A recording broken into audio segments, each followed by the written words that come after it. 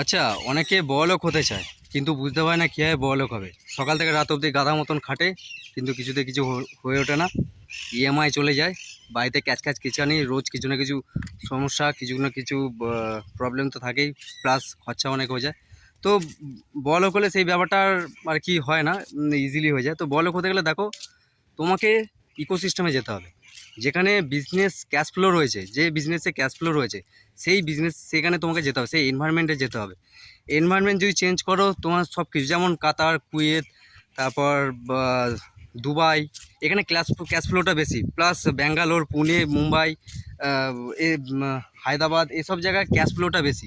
এখানে business opportunity অনেক বেশি, এখানে ইকোসিস্টেম রয়েছে, যেটা কি হয়, অনেক ক্যাশ ফ্লোটা থাকার ফলে তোমার বড়লোক হওয়ার সম্ভাবনা তাতেই বেড়ে যায়। ওকে, তো চেষ্টা করো নিজের যে জোনে আছে। দেখো, আমি এই নয় যে তুমি তোমার জোন থেকে বেরোয় না, তোমার জোনে যদি বিজনেস অপরচুনিটি বেশি থাকে, মানে ইকোসিস্টেম থাকে, তোমার জায়গা যেখানে সে ক্যাশ ফ্লো যদি বেশি থাকে, ক্যাশ ফ্লো ব্যাপারটা কি তোমরা বিজনেস যখন করবে, যখন তখন বুঝতে পারো, ইন্টারনেটে কনসেপ্টটা রয়েছে, ডেটা অ্যাভেলেবেল, সেগুলো থেকে দেখে নিতে পারো ক্যাশ ফ্লোর ব্যাপারটা কি, ট্রানজাকশন আর কি, অনেক কিছু ব্যাপার থাকে ক্যাশ ফ্লোর মধ্যে, সেই ডিটেলসে আমি যাচ্ছি না। তবে বিজনেসের মেন বিষয় হচ্ছে ক্যাশ ফ্লো। ক্যাশ ফ্লো ব্যাপারটা যদি তোমার ঠিকঠাকভাবে থাকে, ট্রানজাকশানটা ভালো ভালো ঠিকঠাক থাকে, সব কিছু তোমার ওয়েল থাকবে। ওকে, তো চেষ্টা করো বিজনেস ইকোসিস্টেমে যেতে, ক্যাশ ফ্লো যেখানে বেশি আছে সেখানে ঢুকতে, তাহলে তাড়াতাড়ি বড়লোক হয়ে যাবে।